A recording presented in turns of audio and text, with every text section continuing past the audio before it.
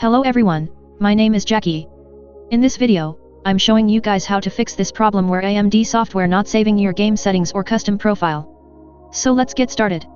To demonstrate that, let me set this custom settings first so that you can understand better what I'm talking about.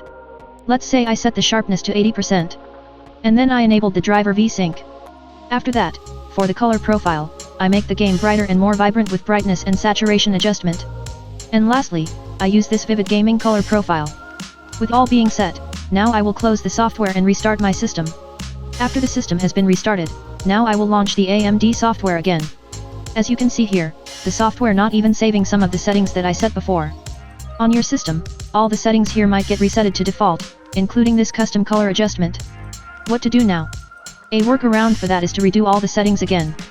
After you have done, you can put your game into favorites by clicking on this star icon here just to separate with the other games. To save your settings, you can click on this settings icon here. Look up for the snap settings option. You can see what this option does. Now we want to export our settings by clicking this export button. Keep somewhere safe. I will just put it on desktop for our convenience. Give a name to your file and then press save. Now all of our custom settings has been exported.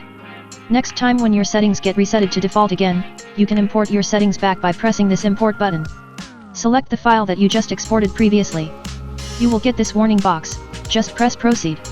You can see all of your game settings now has been restored according to your exported profile. Press keep settings at above to save changes. That's it. You need to keep importing your settings back every time you boot up your Windows. I hope this video was helpful, and if it does, feel free to like, comment and subscribe to my channel. I will see you in my next tutorial. Bye.